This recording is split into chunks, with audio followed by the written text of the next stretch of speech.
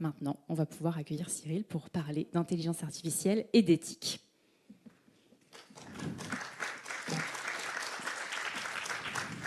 Bonjour, bonjour à toutes et à tous, merci beaucoup. Donc, merci, oui. Si on peut passer simplement, voilà. Alors, on est un petit peu déjà loin dans la présentation, on va dire. Hop. Voilà, donc ça c'est raté. C'est pas grave, c'est une première édition, donc forcément on essuie les plâtres. Merci à Patrice et merci à toute son équipe. Franchement, je suis impressionné pour une première, effectivement, ça manque pas d'ambition. Bon, le timing est serré, c'est ce qu'on m'a dit, comme le café, donc il faut pas que je traîne davantage. J'ai déjà dû couper dans mes slides. Donc moi je suis Cyril Chaudois, ça fait 25 ans que je suis aux avant-postes, disons, de l'innovation technique et j'essaie de comprendre ce qui se passe avec ces différentes évolutions techniques, ces différentes vagues qui font que nos organisations, nos entreprises doivent évoluer. Et l'intelligence artificielle est une de ces vagues qui vient percuter nos organisations. Et donc ça, je le fais de deux manières différentes. D'abord avec Talenco, qui est une entreprise que j'ai créée sur Nantes en arrivant à Nantes en 2012, et dont le métier, c'est d'accompagner la transformation des organisations. Et puis je le fais à titre aussi plus personnel, en tant que citoyen, en donnant des conférences, mais aussi avec un podcast que j'ai créé en 2022 qui s'appelle Trench Tech, et dans lequel on reçoit tous les 15 jours des chercheurs, des scientifiques, des penseurs, des politiques pour partager leurs clés de lecture sur l'impact de la tech dans la société. Voilà.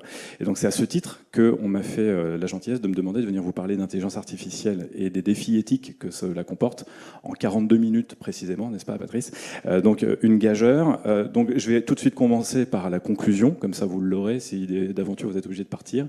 Je pense que pour faire face aux défis éthiques de l'intelligence artificielle, il faut que l'on pratique davantage l'intelligence artisanale. C'est comme ça que je me décris d'ailleurs.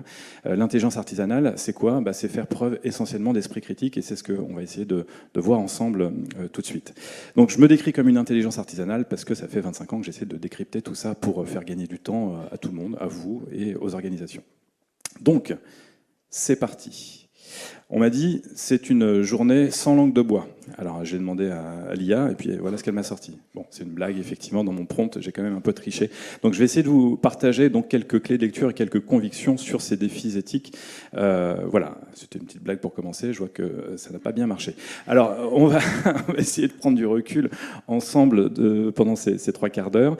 Et d'abord, on va se demander quelles sont les raisons de s'interroger sur l'éthique de l'IA. Parce que l'éthique tout seul, ça ne veut rien dire. L'éthique du travail, l'éthique de l'IA, oui, ok. Et donc pour ça, on va parcourir 3 chapitres, disons. On va aller valider finalement que by design, de par sa conception, l'intelligence artificielle comporte un certain nombre de risques éthiques, et parmi lesquels, puisqu'on ne pourra pas tout évoquer, les biais, je vais longuement vous parler des biais, la propriété intellectuelle et les data workers. Ce sont les points que j'ai choisi d'aborder avec vous cet après-midi. Deuxième chapitre, le business model finalement des géants de la tech qui nous vendent ces IA. Eh bien, lui aussi, by design, d'une certaine manière, a un impact fort sur des défis éthiques, notamment en termes d'impact environnemental et notre dépendance très forte à leur business model et à leurs outils, une forme d'aliénation. Et puis, troisième chapitre, nos propres usages aussi vont nous rendre comptables d'un certain nombre de sujets éthiques liés au déploiement des IA dans nos organisations. Voilà, je ne vais pas tout révéler tout de suite dès le sommaire, ce serait un petit peu dommage. Donc, allons-y pour le premier chapitre. Alors d'abord... Bonjour Nantes, merci à Patrice pour l'invitation.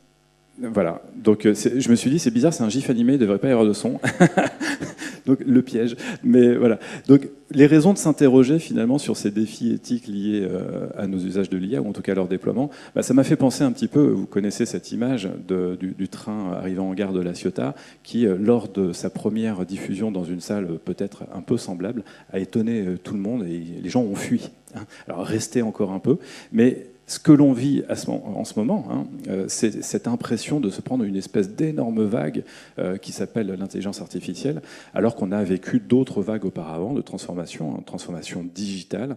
Et vous verrez, peut-être à l'issue de cet après-midi, peut-être plus tard, que finalement, ça n'est qu'une nouvelle vague de transformation et que les causes et les conséquences sont à peu près les mêmes, sauf que cette vague est beaucoup plus haute et beaucoup plus rapide aussi. Mais donc, j'avais envie de commencer par ça. Les raisons de se poser ces questions, c'est que ça fait un petit peu peur quand on voit débouler l'IA générative depuis fin 2022. On a l'impression que c'est un tsunami. Bon. Et les raisons de se poser ces questions, c'est aussi parce qu'à chaque fois qu'un nouvel objet technique arrive, de surcroît s'il est de rupture, on va dire si c'est une innovation de rupture, eh bien on se pose toujours les mêmes questions depuis la nuit des temps, hein, depuis le mythe de Prométhée chez les Grecs, et toutes ces transpositions ensuite, le mythe du golem chez les Juifs, le mythe de Frankenstein, etc. À chaque fois que l'homme a créé un objet technique, quasiment dans la nanoseconde après, il a eu peur que cet objet technique eh bien, le dépasse. Et avec l'informatique et l'intelligence artificielle en particulier, c'est cette peur de se faire remplacer par l'outil technique. Bon, donc le fait d'être un homme depuis la nuit des temps, c'est surtout d'être un animal feignant et de créer des objets techniques qui vont enlever à notre peine musculaire d'abord, et puis à notre peine cognitive ensuite. Et l'intelligence artificielle n'est juste qu'un aboutissement, à date en tout cas, de ce long processus. Mais avec l'intelligence artificielle, aujourd'hui, on se demande si elle est plutôt un levier de créativité pour faire davantage, pour faire mieux, ou donc une forme de baguette magique. Il y a un effet magique, entre guillemets, quand on prompte les premières fois sur un LLM. LLM, ça parle à tout le monde? À qui ça parle pas? À main levée, il n'y a pas de... D'accord. LLM, c'est Large Language Model, c'est le vrai nom qu'on donne en fait à des outils comme ChatGPT, Claude, Mistral, enfin le chat de Mistral, etc. Donc, est-ce que ça va casser notre créativité, notre élan créatif, ou est-ce que c'est plutôt une baguette magique? Donc, voilà les raisons de s'inquiéter. Et en matière de relations clients, alors moi, je vais pas vous faire la conf focus métier. Hein. Alors, si vous êtes venu pour apprendre des trucs sur la relation client, c'est pas à moi qu'il faut demander. Vous pouvez partir tout de suite. Là, je suis là pour faire un pas de côté. Et donc, le premier chapitre de Biais concerne eh bien, l'outil en tant que tel dès sa conception, et je vais vous parler donc de 3 points que j'ai choisi de traiter: les biais, la propriété intellectuelle et les data workers. Alors, l'IA, reine des biais, moi, roi des jeux de mots depuis tout à l'heure, j'en conviens, mais reine des biais et des hallucinations. Il ne faut pas confondre les biais dont on va parler et les hallucinations. Tout le monde a déjà vécu, je pense, des hallucinations, que ce soit en texte, en visuel. Comme c'est une présentation PowerPoint, vous ne m'en voudrez pas, j'ai tout axé sur le visuel, hein. Un peu moins sur le texte, mais tout ce que je vais vous dire en m'appuyant sur des visuels, c'est vrai pour l'ensemble des productions des IA. Okay, voilà, donc c'est pas une hallucination. Vous l'avez vu là, ce coup-ci, l'hallucination sur celle-ci? Ouais, c'est bon? Tout le monde là? Il y a un indice dans le titre de la slide, hein. Ouais, c'est le renne, il a 5 pattes. Allez, je vous donne la soluce. Donc voilà, et ça c'est une boîte de chocolat qui a été mise en vente là récemment. Et, voilà. Donc l'IA est reine des hallucinations, mais aussi des biais. Alors un biais, qu'est-ce que c'est? C'est ça. Un biais, c'est le biais de θ chapeau. C'est l'espérance que θ chapeau moins θ soit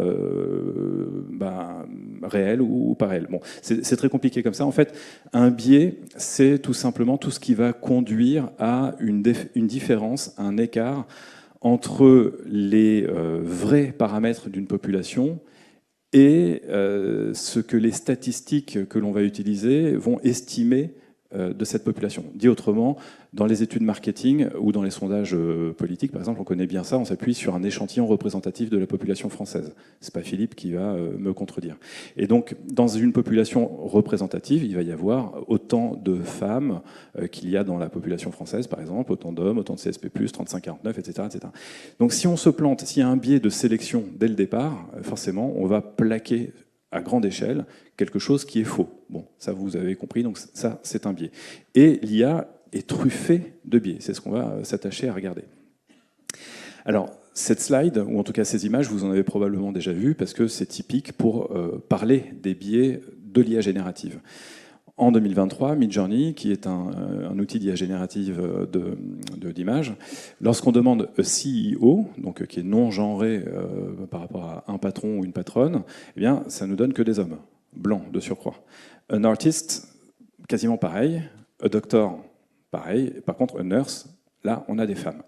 Donc, d'emblée, on se questionne, on se dit, attention, ces outils sont bourrés de biais de genre, entre autres. Et effectivement, c'est le cas. Mais un biais, comme je vous l'ai dit, c'est un écart de perception par rapport à la réalité. Hein, souvenez-vous de ma définition. Là, c'est pas tout à fait un biais en tant que tel, c'est plutôt un effet d'optique. Mais qui voit, vous connaissez tous et toutes cette image, hein, forcément, mais qui voit la jeune fille qui se retourne comme ça, qu'on voit de 3/4 dos? À main levée, très bien. Qui voit une vieille dame? Voilà. Bon, donc c'est à peu près moite-moite, mais ça veut bien dire quand même quelque chose. Je ne vais pas développer un cours de psychanalyse maintenant, mais si vous voyez une vieille dame ou une jeune femme, ça dit quelque chose de votre lecture du monde, de votre décodeur interne, on va dire. Eh bien ça, on est tous comme ça, on a tous des biais, on va les aborder tout à l'heure, mais ces biais font qu'on va voir les choses différemment. Et quand on va constituer un corpus de données, il faut s'interroger pour savoir si il est biaisé par rapport à notre façon de voir les choses. Et de fait, ces biais sociaux, parce que je vous ai évoqué la notion de biais statistique, il y a les biais sociaux, il y a les biais cognitifs. Et les biais sociaux, c'est quoi ? C'est tout simplement ces écarts de perception sur un sujet donné, par exemple le genre, que l'on va retrouver à l'échelle d'une société.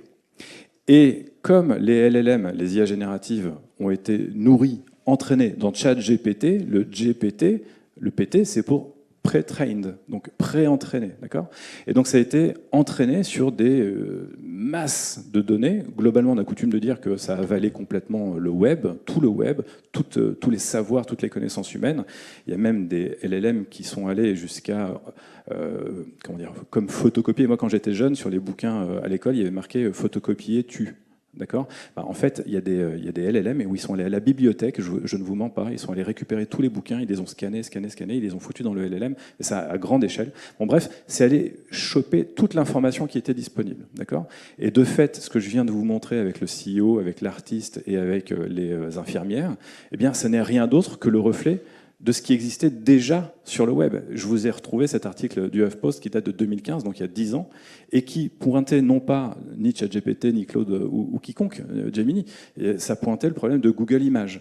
Google Images qui était déjà pétri de biais, où là on avait exactement les mêmes exemples. Un docteur, c'était forcément un homme blanc, et une infirmière, c'était forcément une femme. Voilà. Donc, là où je veux en venir, c'est que ces biais qui sont charriés par les LLM ne sont rien d'autre que l'effet boule de neige des biais qui existaient déjà dans nos propres productions humaines, parce que ces productions sont le reflet de ce que nous pensons et la façon dont nous voyons le monde. D'accord ?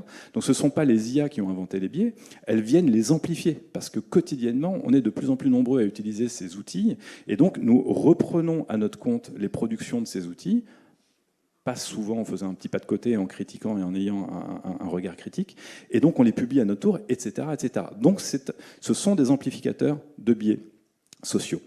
Et ces biais sociaux, je l'ai un petit peu défloré, ils sont liés à nos propres biais cognitifs. Alors les biais cognitifs, vous en entendez parler, j'imagine, assez régulièrement. Là, je vous ai donné un schéma assez lisible, comme ça j'ai pu écrire ce que je veux dessus. Enfin, il n'est pas de moi, vous pourrez le retrouver sur Wikimedia. Mais ça, c'est à peu près le codex de tous les biais cognitifs qu'on peut lister. Et en plus, ce qu'il y a de fort dans ce schéma, c'est qu'il est cliquable. Donc vous pouvez après aller explorer pour définir chacun de ces biais. En regardant d'un tout petit peu plus près l'une des branches, j'aurais pu prendre quasiment n'importe laquelle, j'ai pris celle-ci, j'ai identifié en une nanoseconde, au moins 4 biais qui sont directement liés à notre usage des IA génératives aujourd'hui. Le biais d'automatisation, le biais d'autorité, le biais d'anthropomorphisme, très important, et puis ceux de stéréotypage, évidemment, et même d'essentialisme. Alors le biais d'autorité, c'est quoi ? C'est que si je vous donne un chiffre et que je dis que c'est une étude qui a été sortie par Ipsos ou alors par le World Economic Forum, biais d'autorité, c'est indiscutable, et vous n'allez même pas penser à le discuter. Le biais d'automatisation, c'est que l'être humain, de la même manière, c'est un peu étonnant d'ailleurs, de la même manière que l'être humain a peur de sa propre technique dès lors qu'il l'a sortie, c'est même un philosophe allemand, Gunther Anders, il disait l'homme dépend toujours 2 fois de sa technique. Une première fois parce qu'il en a besoin, il en a marre de se faire mal aux mains, donc il invente un truc pour taper à la place. Et puis juste après, il se rend compte qu'il peut faire plein d'autres trucs avec cet outil, ou que cet outil nécessite qu'il se mette à niveau, donc il va falloir créer un deuxième outil. Et bien là, en fait, ce qui est paradoxal, c'est que l'être humain a tendance à faire davantage confiance à ce qui vient de la machine que ce qui vient de ses propres semblables. Donc ça, c'est un biais cognitif qui fait que lorsque vous utilisez ChatGPT, eh bien, vous ne remettez pas facilement en question ce qu'il vous dit. D'autant que ce petit coquin a tendance à avoir une forme d'assertivité qui fait qu'il peut raconter n'importe quelle ânerie, mais la façon dont il vous le dit, vous le croyez. Vous dites « Ah ouais, quand même, pas mal ». Et donc du coup, c'est ce qui a amené des avocats à plaider sur des jurisprudences qui étaient fausses, etc., etc. Mais il y a plein d'exemples, vous les connaissez. Et le biais d'anthropomorphisme, alors celui-là, il est magnifique, c'est qu'on a tendance à projeter dans l'objet technique nos propres ce que nous sommes nous-mêmes finalement. On voit en l'objet technique notre alter ego d'une certaine manière. Donc on anthropomorphise la machine et on anthropomorphise ChatGPT quand on lui dit bonjour ChatGPT par exemple et qu'on lui parle comme à un collègue. Donc ça n'est qu'une machine et on ne peut pas vous en vouloir parce que certains le font avec leur voiture, je ne sais pas avec quoi d'autre, leur machine à café peut-être, je ne sais pas. Mais tous ces biais cognitifs font que aujourd'hui, on ne remet pas facilement en question ce que ces outils nous donnent. Or, ces outils sont eux-mêmes pétris de biais qui sont les nôtres. Vous voyez un petit peu le cercle infernal. Donc on a un problème avec ces biais, et d'autant que, si je prends que le biais d'anthropomorphisme, eh bien c'est largement renforcé par les discours, le storytelling des faiseurs de tech. Alors par souci de RGPD, j'ai masqué les personnes qui sont ici présentes, mais un certain Marc nous disait dès 2017 que l'intelligence artificielle, c'était la solution à tous nos problèmes, à commencer par la maladie, mais aussi le réchauffement climatique, bref, quand des technosolutionnistes. Et puis de l'autre côté, quand des technocritiques, un certain Elon qui nous disait, dès 2017, attention, ça peut être plus dangereux que l'arme nucléaire. Alors quand des technocritiques ou quand des technos, je retourne ma veste quand ça m'arrange, parce qu'en fait, comme il veut nous vendre des puces à mettre dans notre cerveau pour nous maintenir au niveau de l'IA, il a dû lire Gunther Anders, forcément il agite le chiffon rouge en nous disant, attention, l'IA va nous dépasser. By the way, je vends des puces, ça peut vous maintenir au niveau de l'IA. Bon, par contre, on en a, il se mouille même plus, hein. Un certain Sam, propriétaire d'OpenAI, lui il dit alors là, il va nous tomber un truc sur le nez, on ne sait pas quand ni quoi exactement, mais oulala. Bon, donc de toute façon, qu'on nous vende de la peur ou de l'espoir, ça fait vendre. Et ce que je cherche à dire là, c'est que tous ces discours qu'on entend du matin au soir depuis fin 2022 nous poussent à croire qu'il y a une méga urgence à s'emparer de ces outils, à en faire quelque chose dans le business et surtout de passer régulièrement à la version supérieure. Et donc ce récit mythologique vient amplifier nos biais, et notamment notre biais d'anthropomorphisme. Alors, en statistique, ce qu'on peut faire, c'est redresser les biais, c'est-à-dire faire en sorte que ces biais soient moins présents dans le résultat final. Alors c'est ce que s'emploient à faire les propriétaires des LLM. Donc là, je vous ai mis l'exemple de Google, qui début 2024, passait de Bard à Gemini. Et donc pour faire en sorte que lorsqu'on demande à Gemini à l'époque de produire une image d'un homme, d'une femme, quelle que soit sa fonction, il y ait un petit peu plus de représentativité, eh bien, ils ont redressé leur dataset. Sauf que, très rapidement, des journalistes, The Verge ici, demandent, je vous ai mis les prompts, génère-moi des images de Waffen-SS en 1943. Et là, tout d'un coup, ça sort des Waffen-SS qui sont noirs, qui sont asiatiques, etc. Ça ne va pas du tout. Et quand on leur demande des sénateurs américains du 19e siècle, on sort des sénateurs qui ne ressemblent en rien à la réalité de l'époque. Donc, une forme de réécriture de l'histoire, malgré eux. Je ne dis pas que c'était voulu, mais de là, tout ce qui s'est passé ensuite, la droite conservatrice qui a accusé Google de wokisme, etc., etc. Ce que je veux vous dire avec cet exemple-là, c'est que régler le problème des biais à l'échelle de l'intelligence artificielle générative, c'est un sujet que les propriétaires de ces boîtes essaient de faire, mais ce n'est pas si évident que ça. Alors quel impact à titre personnel quand on utilise ces outils? Eh bien, moi le premier, je me suis retrouvé face à un problème. Une fois dans ma boîte, Talenco, du coup, je fais un post sur LinkedIn il y a à peu près 2 ans, un truc comme ça. Et j'utilise l'IA pour générer un visuel. Bon, j'avais la flemme, voilà. Et je demande quand même, je fais un peu gaffe, je veux un visuel où j'ai un homme, une femme. Quand même, je fais un petit peu attention. Et puis, ça me sort un truc à peu près correct, tout ça, je publie. Et là, j'ai un commercial de chez moi qui me dit « Oh là là, je me prends des mails de 2 clientes au moins déjà depuis ce matin qui disent « C'est pas possible que vous publiez un truc comme ça, vous, machin, nanana. » Parce qu'en fait, il y avait que des blancs sur l'image. Premier plan, arrière-plan, etc. Donc, branle-bas de combat, on refait un visuel, etc. Et donc, je me suis interrogé. Je me suis dit « C'est quand même bizarre parce que si moi, maintenant, il faut que j'ai la démarche de demander dans mon prompt de la diversité, de l'inclusivité, etc., il y a quand même quelque chose de contre-intuitif. Et je vous donne un exemple très concret. Celui-ci date de 2024. Donc, vous voyez, j'étais sur ChatGPT, c'est donc DALL-E, la techno-image de ChatGPT. En mars 2024, le prompt, vous l'avez. Je veux la photo d'une femme face à la mer, qu'elle regarde depuis une plage. Je veux un style de photo documentaire prise avec un iPhone, lumière du jour naturelle. Bon, le prompt est un petit peu pété, mais c'est pas grave. Ce que je voulais voir, c'était ce qui me sortait. Et là, j'ai une femme, alors bon, on ne va pas critiquer la qualité. À l'époque, le modèle n'était pas encore super performant, c'est pas très réaliste. Néanmoins, j'ai quand même une femme, les lèvres gonflées, le nez refait, les pommettes saillantes, etc. Bref, j'ai un stéréotype. Ok. Et là, c'est ça que je veux vous montrer. C'est que ça m'a conduit à devoir rédiger un prompt de cet ordre-là. Recommence avec ces nouvelles instructions. Je veux le portrait d'une femme de 40 ans, au physique ordinaire, visage banal, cheveux décoiffés, etc., etc. Et donc, il faut se forcer à écrire des prompts où on va décrire des choses auxquelles on n'aurait pas pensé spontanément, parce que moi, quand je vois une femme comme sur cette photo, je ne suis pas en train d'analyser en me disant, tiens, elle doit avoir entre tel et tel âge, elle a les cheveux détachés, elle a un visage banal, etc. Juste une femme normale, quoi. Donc ça nous conduit à écrire ce type de prompt. Alors ça, c'était en mars 2024. Mais pour vous, puisqu'on est en novembre 2025, je voulais vous montrer que les choses avaient changé. Et bien, patatras, pas du tout. La photo d'une femme face à la mer, la même. Hein. Et là, je suis passé sur 3 outils. Donc, sur Google, avec Imagen, donc on appelle Nano Banana, Ideogram, qui est une plateforme chinoise, et ChatGPT. On a toujours une femme blanche. Je n'ai pas spécifié que je voulais une femme blanche, d'accord ? Là, j'ai une femme blanche, plutôt jeune, plutôt jolie. On n'est pas sur la bimbo de tout à l'heure complètement refaite, mais voilà, on est quand même encore dans les stéréotypes. Et donc, je suis bien obligé de préciser quel type de femme. Et vous allez voir que même en précisant 40 ans, etc., sur le côté ethnique, ça ne change pas grand-chose. En tout cas, j'ai été obligé de demander donc d'origine méditerranéenne, et voilà ce que ça me sort.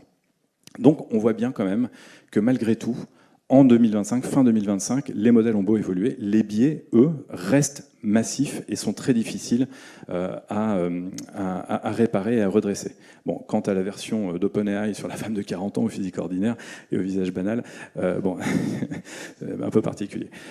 Bref.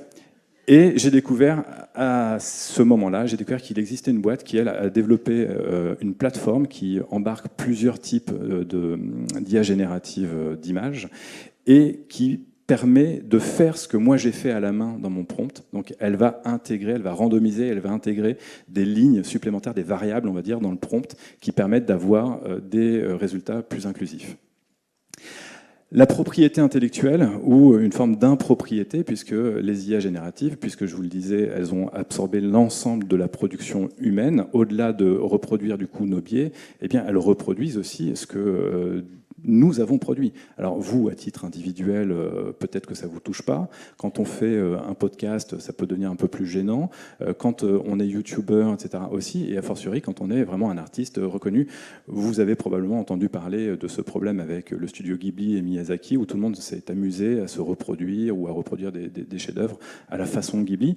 Ça a amusé beaucoup de monde, mais c'est un véritable problème en termes de propriété intellectuelle. Je ne sais pas si vous avez entendu là tout récemment, mais Disney en avait tellement ras-le-bol, et ils ont porté plainte il y a quelques temps contre cette plateforme. En fait, ils viennent de complètement changer de stratégie.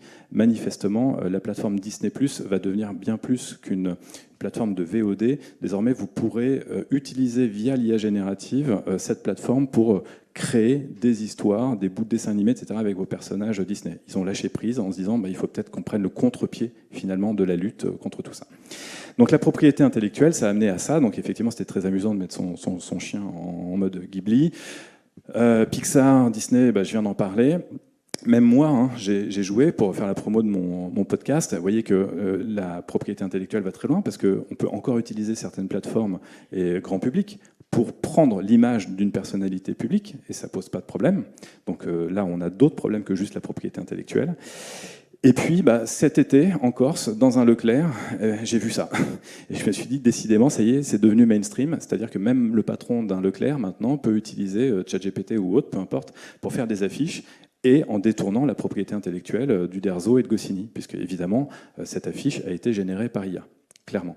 Donc, le problème est tellement massif, parce qu'avec ce train lancé à grande vitesse, eh bien, tout le monde utilise l'IA, et de façon consciente ou inconsciente, on s'expose à ces risques, y compris juridiques.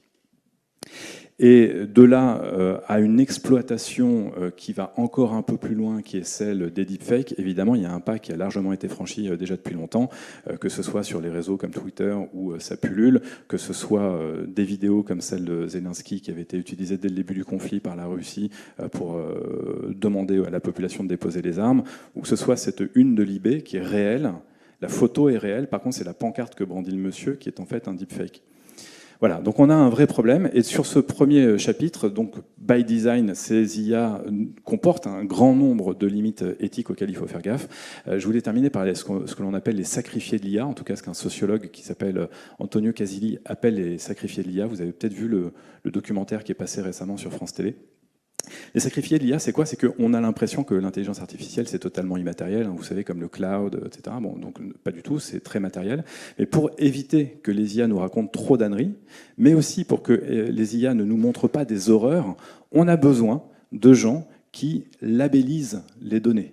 Je parle depuis tout à l'heure de données, d'immenses océans de données. Eh bien, ces data, il faut préciser que ça, c'est un petit chat ou ça, c'est un petit chien. Bon, pour que l'IA soit entraînée sur des données qui seront labellisées et fléchées, on va dire. Ben pour éviter que l'IA nous sorte des images pédopornographiques ou des vidéos de meurtres, etc., on a besoin de ces gens-là, hein, qui, à longueur de journée, se matent des contenus absolument horribles pour entraîner ces IA et surtout éviter qu'elles nous racontent des âneries et des horreurs. Et ces gens-là, on les retrouve évidemment dans le sud global, donc plutôt en Amérique du Sud ou en Asie. Ils sont mal payés pour nous occidentaux, mais étonnamment, ils sont bien payés par rapport au salaire moyen de leur pays. Et par exemple, au Venezuela, une institutrice gagne moins qu'un data worker. Il y en a, alors c'est assez large hein, comme fourchette, mais c'est la Banque mondiale qui l'estimait en 2023, donc imaginez depuis, entre 150 et 430 millions d'individus qui font du data working, donc pour que nous, on puisse utiliser ces IA tranquillement. Et si vous voulez entendre Antonio Casilli en parler dans Trench Tech, mon podcast, vous pouvez le retrouver. Deuxième chapitre, puisqu'on vient de voir que leur conception posait déjà problème, les modèles et les business models qui sont derrière ces outils-là. Alors, il y a un impact clair sur l'environnement. Je pense que ça, maintenant, tout le monde l'a à peu près compris. C'est extrêmement difficile à quantifier, à chiffrer. Les spécialistes sont assez rares dans le monde à travailler sur le sujet. Mais on est clairement sur une économie extractive. Alors, extractive parce qu'il faut extraire des matières premières. Vous avez forcément entendu parler de ce terme de terres rares pour pouvoir fabriquer le hardware. Donc, que ce soit les puces que vous avez dans votre téléphone ou que ce soit dans les data centers qui sont de plus en plus gros, qui tournent 24H et qui pompent énormément d'énergie au passage. Donc c'est une économie extractive et qui consomme beaucoup d'électricité et beaucoup d'eau, et le plus souvent d'ailleurs de l'eau potable. Mais on a eu tendance à nous dire que c'était au moment de la création des modèles et pour entraîner ces modèles que ça pompait le plus d'énergie.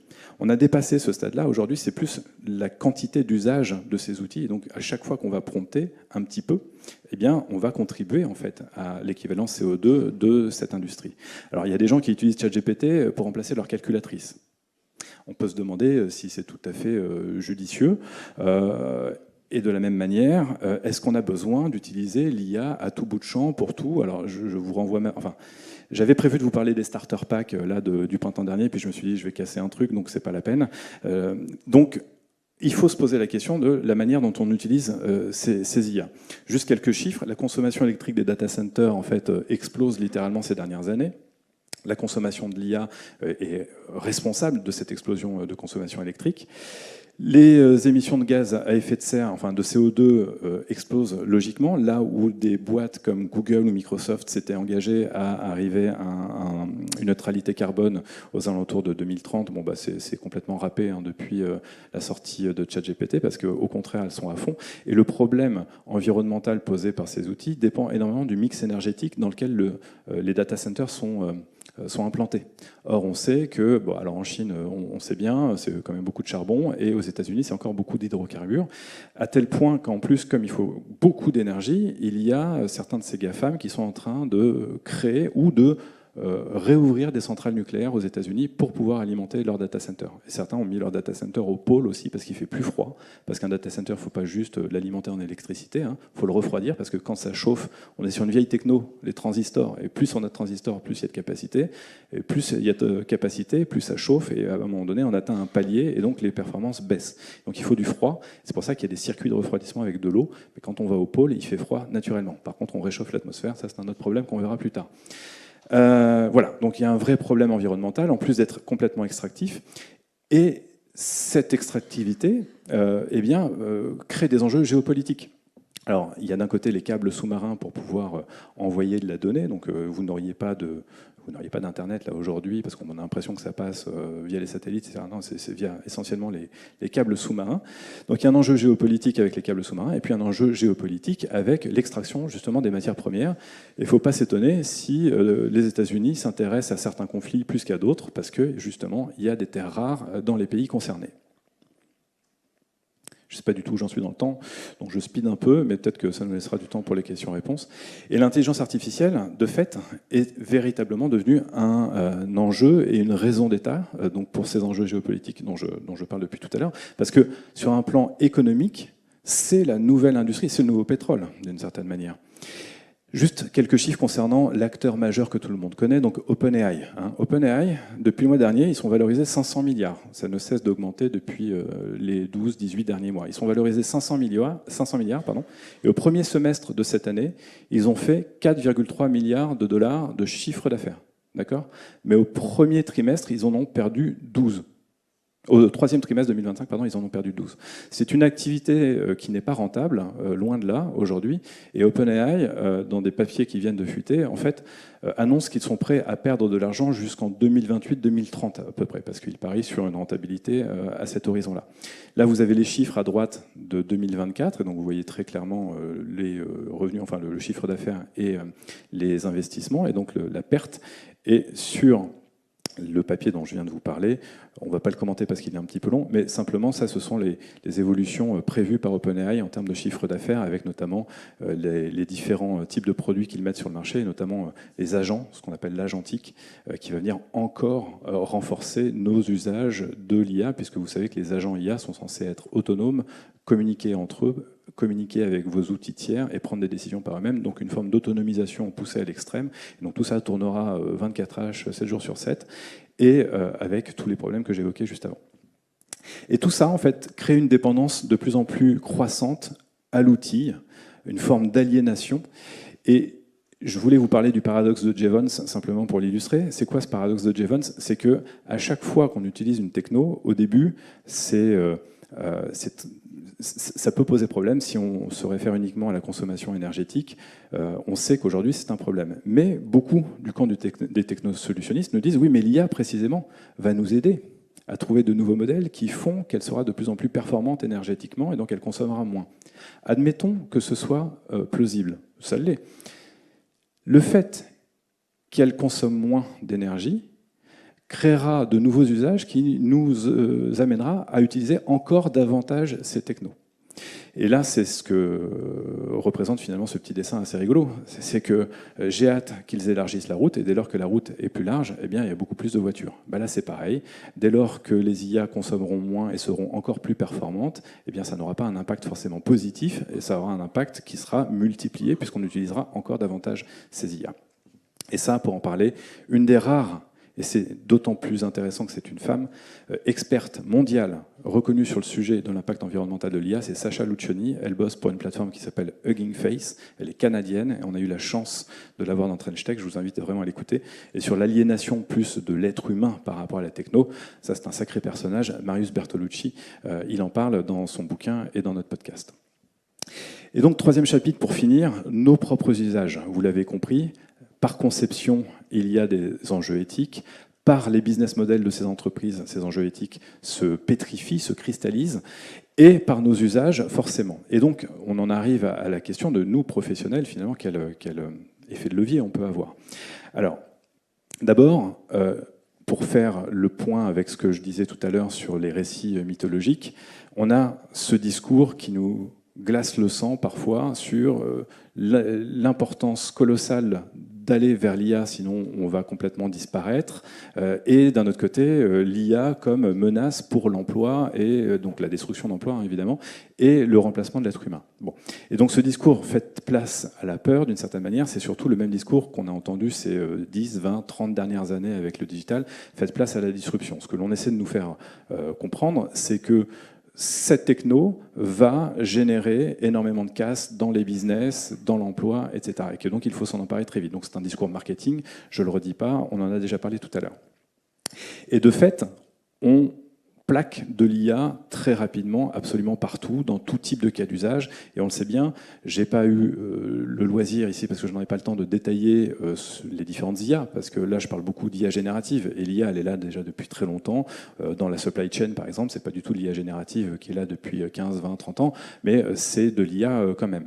Et donc, dans tous les secteurs, dans tous les métiers, il y a de l'IA et ou de l'IA générative, et donc il y a énormément de cas d'usage.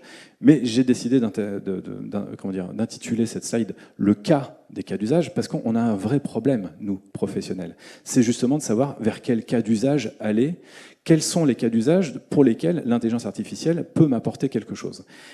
Et comme souvent, surtout quand on est pris par ce torrent du storytelling des faiseurs de tech, on a tendance à vouloir en plaquer très rapidement partout. Et donc on part de l'outil, on pense outil et on ne pense pas stratégie. Et c'est ce qui nous pose problème, d'abord parce qu'à la fin, c'est pas rentable. Il y a un rapport du MIT qui est sorti cet été qui montre que seulement 5% des entreprises qui ont déployé l'IA générative à l'échelle dans leur boîte trouvent que c'est rentable, et qu'elles y trouvent un ROI. Donc ça veut dire qu'il y en a 95 autres que dalle. Pourquoi ? Pas uniquement parce que c'est des chèvres, mais parce qu'elles n'ont pas engagé la transformation. C'est-à-dire qu'elles n'ont pas accompagné les équipes opérationnelles, elles n'ont pas accompagné le management, elles n'en ont pas fait un projet de transformation stratégique, mais juste plaqué un outil sur un cas d'usage. Et ça, c'est un vrai problème. Et ça devient un problème de société par rapport à ce que je vous disais juste avant. C'est-à-dire que si on en met partout sans discernement, on contribue abondamment à faire plus de réchauffement climatique, à faire travailler plus de data workers, etc., etc. Et donc dans ces cas d'usage, à chaque fois, ce qu'on veut, c'est simplifier, accélérer, fiabiliser, créer davantage, enfin créer entre guillemets, plus d'analyse, une meilleure exécution, prendre de meilleures décisions, etc., et créer de la valeur. Donc on cherche en fait plus de performance. Et il n'y a pas de jugement, c'est normal, on est des entreprises, donc on est là pour performer, mais la performance, elle peut avoir un prix.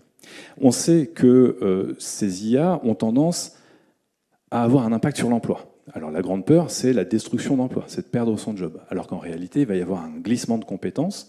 Certes, comme à chaque fois, il y aura une partie des compétences, des savoir-faire et des emplois qui vont disparaître, d'autres qui vont être créés, mais plutôt massivement un glissement des compétences. Ces chiffres-là datent déjà de 24, d'un gros cabinet de conseil qui s'appelle Bain, mais effectivement, on voit les cas d'usage plutôt dans la relation client, vous le savez, sales et marketing, etc., le développement, beaucoup. Bon. Mais ce cas des cas d'usage, moi, j'ai surtout envie de vous laisser avec cette idée qu'il faut se demander de quoi on a véritablement besoin. Ça, je l'ai piqué à des amis qui sont plutôt dans l'UX, la user experience. C'est que dès qu'un nouveau truc arrive, on se dit « Waouh, c'est le coup de ma baguette magique de tout à l'heure. Waouh, génial, moi aussi, je peux avoir la fusée pour 20 $ par mois, ça va être super. Donc, je veux la fusée. » Et puis, quand on commence à crafter le truc, à travailler dessus, on se rend compte que c'est pas si évident que ça. On revoit ses ambitions et on est sur l'image du milieu. Ah, j'aurais une petite fusée. Pas mal quand même, un peu plus petite que prévu, il y aura moins de fonctionnalités. Et puis à la fin, une fois qu'on a bien galéré, au bout de plusieurs mois, qu'on a fait un POC, qu'on s'est forcé à y aller parce que c'était bancal, mais bon, on y va quand même, etc. On dit, mais au fait, on avait besoin de quoi ? Alors, on voulait faire un petit saut comme ça, donc un vélo, ça suffisait. C'est une métaphore simplement pour se demander systématiquement si on a véritablement besoin d'intelligence artificielle pour tout type de cas d'usage. La réponse, évidemment, vous en doutez, c'est non. Alors, je passe là-dessus parce que c'est de la promo et en plus c'est assez compliqué à détailler, mais on a développé une méthode pour aider les entreprises à mieux flécher les choix de cas d'usage et pour éviter de partir dans tous les sens. Parce que je vous la fais courte, mais toutes les boîtes, qu'est-ce qu'elles font en ce moment ? Alors moi, je travaille essentiellement pour des grands comptes. Qu'est-ce qu'ils font tous depuis 2 ans et demi ? Ils ont tous d'abord acheté ChatGPT en version sécurisée pour mettre dans les pattes de 50 personnes pour qu'ils jouent avec et qu'ils fassent remonter des cas d'usage. Sauf que Janine et Jean-Paul de la compta, etc., vous leur donnez ChatGPT, dans la seconde, ils ont 10 idées. Est-ce que ça fait des cas d'usage ? Non. Et qu'est-ce qu'on a à la fin ? On a des entreprises qui vont toutes automatiser les comptes rendus de réunion, filtrer les mails, répondre aux mails, etc. C'est super pour le workflow de Janine et de Jean-Paul au quotidien. Est-ce que c'est ça la révolution de l'IA à l'échelle stratégique de la boîte? Est-ce que c'est ce qui va leur apporter des avantages comparatifs, des capacités stratégiques? La réponse, évidemment, c'est non. Mais pour le moment, tout le monde fait ça. Bon. Et pour en finir, je ne sais vraiment pas où j'en suis au niveau timing, tu sais, toi? Ça ne me parle pas, donc je continue. et donc, par rapport comment dire, à la pénétration des IA dans l'entreprise. Donc il y a ce sujet des cas d'usage, mais il y a aussi le sujet du déploiement. Comment on déploie? Si on fait comme d'habitude, c'est-à-dire qu'on achète l'outil, qu'on le met dans les mains des équipes, on leur montre à la rigueur magnanime comment on utilise l'outil, ça ne marchera pas. Et vous le savez, ça s'appelle la conduite du changement. Sans l'humain, ça ne fonctionnera pas. Et en l'espèce, je vous renvoie à un autre sociologue qui, lui, s'appelle Ian Ferguson et qui travaille à l'INRIA pour le Laboria. Et lui, ça fait plus de 4 ans que sur le terrain, il étudie l'arrivée des IA dans les équipes et l'appétence, ou en tout cas ce qu'ils appellent les risques d'acceptabilité de l'IA dans les équipes. Et ils ont identifié 6 freins, en tout cas 6 facteurs d'acceptabilité que je vous ai mis ici, je n'ai pas le temps de les détailler, mais ça parlera à tout le monde si vous lisez ce rapport du Laboria, puisqu'on a tous une crainte de fragilisation de notre reconnaissance. Ça fait 25 ans que je fais ce métier, et puis tout d'un coup, il y a une IA qui le fait à ma place, que ce soit vis-à-vis de mon patron quand je vais demander une augmentation, ou que ce soit vis-à-vis de ma femme pour qui je brillais, parce que ça fait 25 ans que je fais ce métier et que je suis un super expert. Il y a un problème de fragilisation de la reconnaissance au travail, plus un sentiment de dépossession de mes savoir-faire pour le donner à une machine, etc., etc., etc. Bref, donc pour conclure, puisque j'ai cru comprendre qu'il fallait abréger, ces problèmes éthiques, en tout cas ces défis éthiques à relever, si je résume, l'IA est biaisée, et c'est naturel, puisqu'elle n'est que le reflet de ce que nous avons produit, et donc de notre propre vision du monde. Elle est biaisée et elle a tendance à être normative, c'est-à-dire qu'elle va aussi standardiser les idées, standardiser par ses productions notre représentation du monde. De surcroît, je n'ai pas détaillé, mais puisqu'aujourd'hui sur le marché, on a quand même d'un côté les IA américaines et de l'autre les IA chinoises, on a d'un côté une vision américano-centrée de ce que ces modèles peuvent nous proposer et une vision asiatique, très peu européenne. Biaisée et normative, elle est extractive, je ne reviens pas dessus, extraction de nos données, extraction de nos matières premières, extraction de notre attention, je pense que maintenant tout le monde a compris que l'économie de l'attention avec les réseaux sociaux, c'était pas juste de la littérature, ils n'étaient pas là juste pour nous remettre en lien avec tout le monde. Donc il y a un petit historique, maintenant on devrait quand même s'en souvenir. Là c'est le même business. Et elle est performative, alors c'est pas un problème de chercher la performance, mais à chercher trop la performance et à vouloir aller très vite plaquer des outils sur des modèles parce qu'on a l'impression que sinon on va se faire disrupter, c'est là qu'on peut prendre les pieds dans le tapis. Donc mes recommandations, c'est quoi ? C'est très simple, c'est faire preuve de plus de discernement, déjà se poser la question, est-ce qu'on a besoin de cette IA ? Pourquoi ? Quand ? Et pour faire quoi, je l'ai déjà dit, mais surtout le pourquoi j'ai besoin de cette IA. Faire preuve de discernement aussi quand on regarde ce qu'elle nous propose, hein. C'est aussi bien à l'input qu'à l'output. Vous connaissez le gigot, garbage in, garbage out.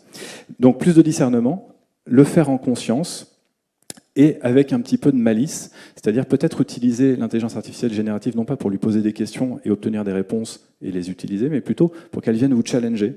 Moi, j'aime bien faire ça avec l'IA. Je me suis créé des assistants IA qui sont mes doubles maléfiques, c'est-à-dire que je les utilise pour me défoncer, pour défoncer mes arguments, pour trouver les angles morts dans ma réflexion, etc. Donc c'est vraiment un sparring partner, plutôt que finalement une espèce de Google augmenté. Et donc tout ça, c'est faire preuve d'esprit critique. Et donc, pour se quitter, je vous l'avais dit en introduction, la conclusion, c'est que pour faire face à ces défis éthiques de l'intelligence artificielle, il faut faire preuve de plus d'intelligence artisanale et donc d'esprit critique. Et pour ça, il faut s'informer soi-même pour ensuite informer les autres, notamment ses équipes, se former soi-même et ensuite former, accompagner ses équipes. Et ça, vous pouvez le faire en écoutant Trench Tech, en allant sur LinkedIn ou en faisant appel à Taneco. Voilà, merci beaucoup pour votre écoute.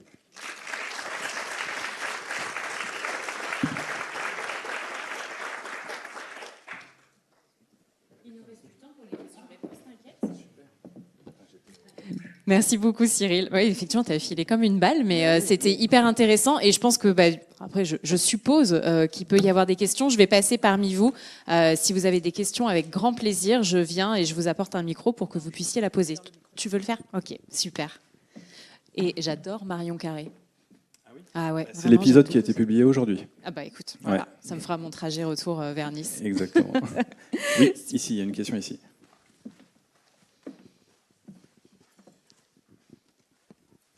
Bonjour, merci, Bonjour. très instructif. Moi j'ai une petite question, bon c'est la question à 1 million, mais on voit l'adoption, on voit qu'on fait une mitraillette pour tuer une mouche parfois, enfin voilà. Question simple mais à la fois difficile, l'IA, bulle ou pas bulle, et si bulle, quel impact ? Alors, c'est une question d'actualité, en plus, parce que je ne sais pas si vous avez suivi l'actualité récente, mais il y a 48 heures à peu près. Est-ce que à qui le nom de Peter Thiel parle dans la salle? Très peu de personnes.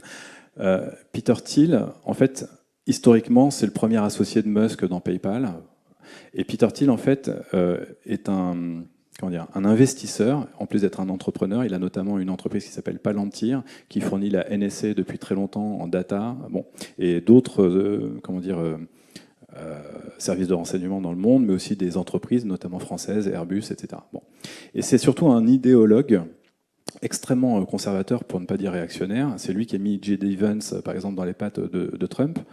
Et Peter Thiel investit massivement. Et là, il y a 48 heures, il a retiré toutes ses billes de NVIDIA. NVIDIA, ce sont ceux qui fabriquent les chipsets, enfin les cartes qu'on va retrouver dans l'IA. C'est devenu une entreprise que personne ne connaissait. Elle était connue des gamers parce qu'ils utilisaient leurs cartes graphiques pour accélérer les PC pour que les jeux tournent mieux.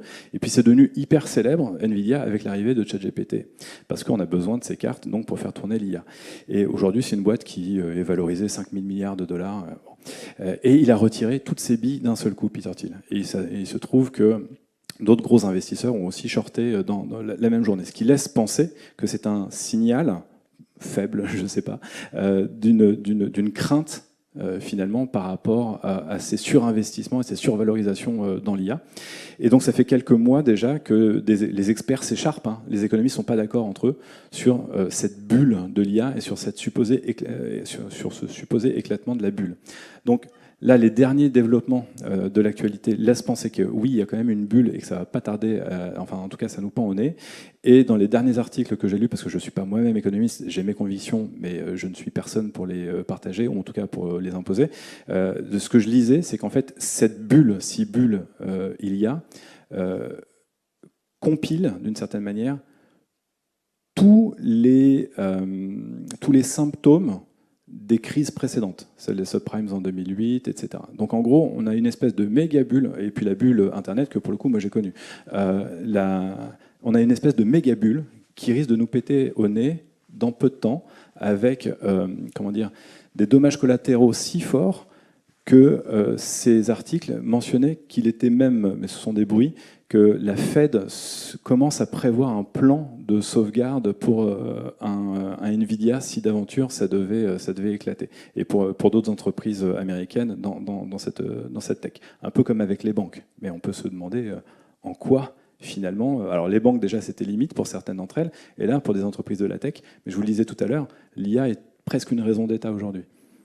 Donc je suis désolé, je n'ai pas une réponse ferme, mais moi je pense qu'il y a quand même un truc qui sent un peu le sapin. En tout cas, sur les promesses liées à cette tech, très clairement, quand on est dans le truc, on voit que c'est complètement galvaudé et c'est complètement boosté par le storytelling dont on parlait tout à l'heure. C'est sûr, mais il faut se souvenir, je vous parlais du paradoxe de Jevons tout à l'heure, il faut se souvenir aussi d'un autre truc qui s'appelle la loi d'Amara.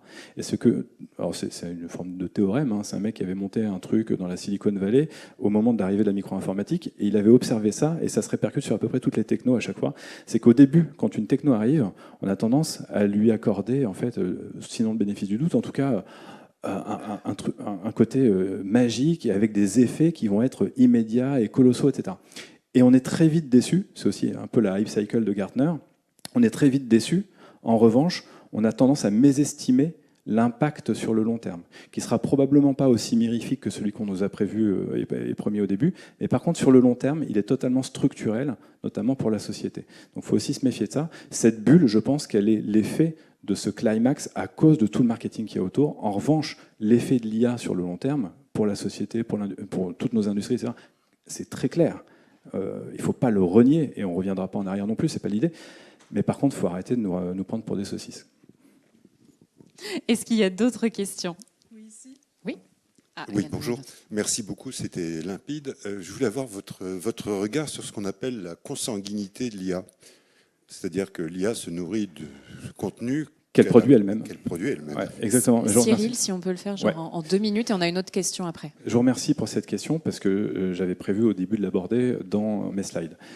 Retour au début de la présentation sur les datasets qui composent justement, qui entraînent ces IA.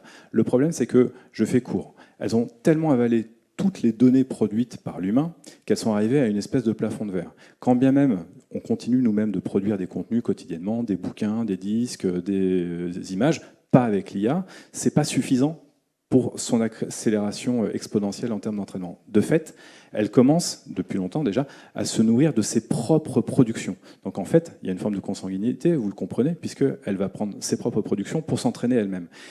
Et puisqu'elle est très biaisée, à chaque fois qu'elle va nous sortir un truc biaisé, ça va la nourrir pour s'entraîner, donc elle sera encore un peu plus biaisée à chaque fois. Et d'ailleurs, il y a un phénomène qui se passe avec ChatGPT, entre autres, et à cause des starter packs et du studio Ghibli, vous regarderez, c'est assez juste, mais ce sont des chercheurs, donc des académiques qui l'ont prouvé, mais vous regarderez, quand vous demandez une image à ChatGPT 5, elle a tendance à être un petit peu jaune. Les blancs ne sont pas tout à fait blancs, ils sont un peu jaunis, etc. Ça, c'est parce qu'il y a eu tellement de production de starter pack avec du jaune et surtout des images de studio Ghibli qu'elle s'est réentraînée dessus, et à mesure qu'on avance, ces images sont de plus en plus jaunes. C'est un exemple de consanguinité.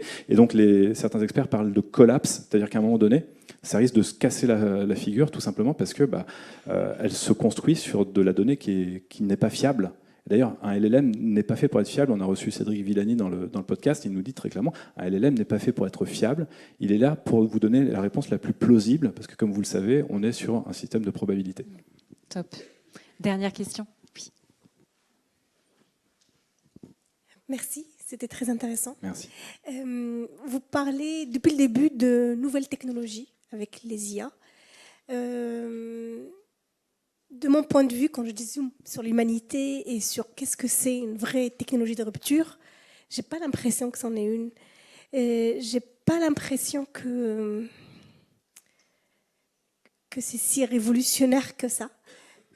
L'électricité s'en est, Internet s'en est, le feu s'en est dans l'histoire de l'humanité.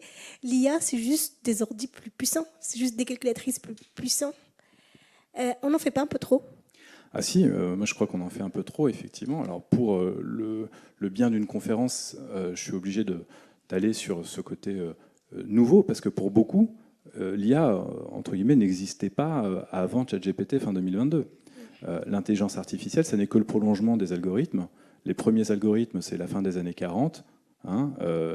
C'est notamment Alan Turing avec Enigma, etc. Bon, bref, la première fois qu'on parle d'intelligence artificielle, c'est en 1956, et c'est déjà pour faire le buzz, parce que le titre de la conférence était tellement chiante qu'ils se sont dit personne ne viendra. Et en plus, c'est le sens intelligence au sens de la CIA, c'est les renseignements en quelque sorte. C'est pas l'intelligence telle que nous on la conçoit. Donc déjà, il y a toute une rhétorique et un storytelling qui ne convient pas. Et donc c'est le prolongement des algorithmes. Donc oui, ça n'est jamais que ce jeu d'imitation. Alan Turing parlait d'imitation game. Il y a d'ailleurs un film qui porte ce nom-là. Donc on imite les compétences cognitives humaines, et ça depuis la fin des années 40. Donc je vous l'accorde, c'est pas une technologie de rupture, c'est vrai. Donc on ne s'attend pas à un changement. Alors, le changement, l'humanité suit son cours normal, quoi. Oui, de toute manière, il n'y a jamais eu de fracture. L'innovation en S, c'est en fait, quand on regarde une courbe de très très loin, finalement, l'innovation permet de ce qu'on appelle le progrès, mais qu'on peut questionner. Est-ce qu'il y a un progrès s'il n'y a pas de progrès social avec le progrès technique? Mais là, on n'a pas 4 heures. Et donc, la courbe, elle fait ça, mais parce qu'elle fait des S en permanence. Et donc, il y a des moments d'accélération. Mais voilà, mais c'est pas fracturé. Et de fait, on a aujourd'hui ce qui se travaille dans les laboratoires depuis très longtemps. Ils sont passés par ce qu'ils ont appelé l'hiver de l'IA. Des mecs comme Yann Lequin, le français là, qui bosse chez Meta pour encore quelques temps, parce que je crois qu'il se barre, c'est quand même quelqu'un qui, dans les années 80, travaillait sa thèse avec une dame qu'on a reçue dans Trench Tech, et il était seul contre vents et marées, parce qu'il n'y avait pas assez de puissance informatique, pas assez de data, donc tout le monde fichait le camp dans d'autres filières. Bon, lui, il a tenu le coup. Il revient là en deuxième saison, tant mieux pour lui. Mais effectivement, c'est pas du tout neuf. Merci beaucoup, Cyril.